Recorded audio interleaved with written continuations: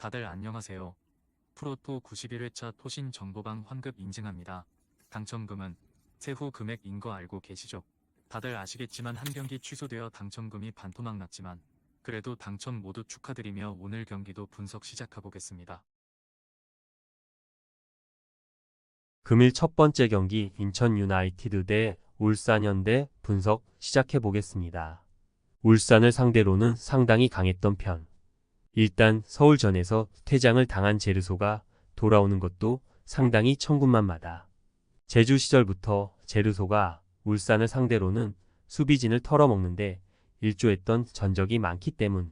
물론 인천의 관중석 폐쇄로 인해서 상대에게 밀리는 경우가 많아진 것도 사실이기는 한데 인천의 플레이가 수비 역습이라서 분위기 자체가 밀리는 것이 큰 영향은 아닌 듯. 그동안 약했던 대전을 상대로 승리. 하지만 상대의 감독 교체와 핵심 선수의 퇴장으로 인해서 울산이 큰 이득을 봤던 경기였다. 사실 울산이 강원이 잠근 상황에서 거의 아무것도 못했던 전적을 생각하면 여전히 수비 역습에 강한 팀을 상대로 보여줄 경기력에 대한 의문은 가지고 있어야 할 듯.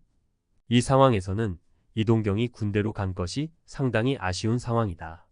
인천이 할 만한 상황이라고 본다. 제르소가 돌아오게 되면 핵심 루트와 울산에 강했던 제르소의 한 방을 믿어볼 수 있을 것. 울산이 인천같이 잠그는 팀에 대한 공략법도 확실하지는 않을 것. 인천의 홈 관중석 폐쇄라는 징계를 받아서 상대에게 분위기에서 밀리는 모습이 없지는 않은데 수비 역습 성향의 팀이라서 페이스가 밀리는 것 자체는 문제가 아니다. 금일 두 번째 경기 대전 시티즌 대 제주 유나이티드 분석 시작해보겠습니다. 지난 경기에서는 대전의 장점이 하나도 나오지 못했다. 물론 안톤의 퇴장도 있었지만 안톤의 퇴장이 나오기 전에도 슈팅을 하나도 기록하지 못했던 상황. 감독의 사퇴 결정이 상당히 충격이 컸던 것으로 볼 수 있겠다. 기본적으로 중앙에서의 압박은 대행 체제에서도 살아있는 모습이긴 하나 이를 골로 이어가는 면모를 보여주지는 못하고 있다. 현재까지도 리그 내 2골을 초과한 선수는 아직 없다. 제주도 지난 경기 이겼지만 고민인 득점력을 해결한 상황은 아니다. 특히 변화를 줄 수 있는 뎁스적인 옵션이 상당히 아쉬운 상태. 지난 경기에서도 U22 자원들 위주로 교체 멤버를 꾸렸다. 사실 감독의 전술 자체도 이탈로가 막히면 답이 없어지는 상황에 직면하는 경우도 잦은 편. 미드필더 위주의 이탈자와 전술적인 면모 모두 아쉽다고 볼 수 있겠다. 무승부를 기대해도 나쁘지는 않을 듯. 그만큼 두 팀의 공격성이 상당히 아쉬운 상황이다. 대전은 공격적인 전개도 문제인 듯하고 제주도 늘 이탈로가 막힌 상황에서의 대응이 깔끔하지 못한 데다 뎁스도 상당히 모자라다. 골을 넣는 것은 두 팀이 모두 문제가 될 듯. 금일 세 번째 경기 수원FC 대 대구FC 분석 시작해보겠습니다.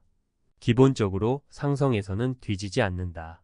그동안은 매일 공세에 치중하다가 대구의 딸깍 축구에 당하는 상황이 잦았는데 이제는 조직력이 많이 올라온 상황으로 해석할 수 있을 듯.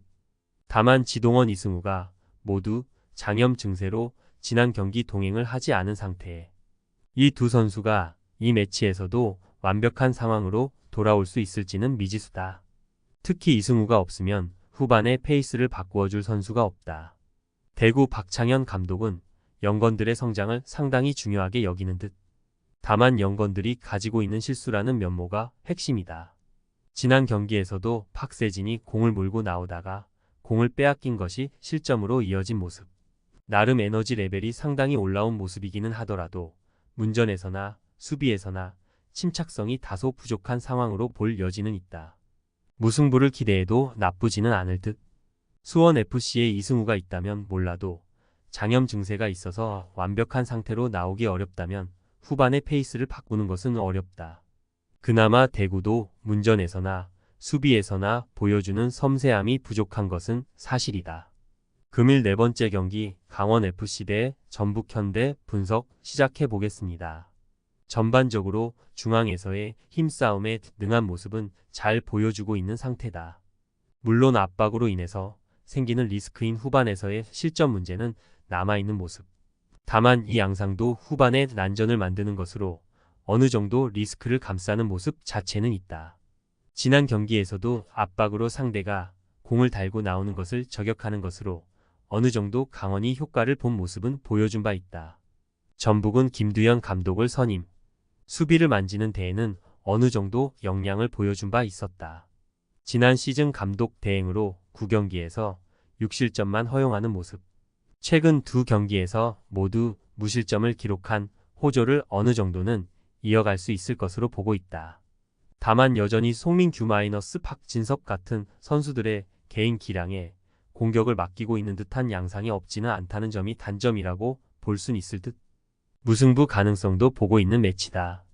결국 전북의 경우도 어느 정도 수비를 해내는 면모에서는 기대를 걸어볼 만하다 치더라도 공격에서는 여전히 개인 기량에 무언가를 걸어보는 상황이 잦다는 점이 포인트. 강원의 플레이도 어느 정도 후반에는 전북에게 페이스를 내줄 시점이 없지는 않을 것으로 보고 있다. 토신 최종 조합은 영상 아래 고정 댓글로 말 걸어주시면 토신 정보방에서 무료로 공유해드립니다.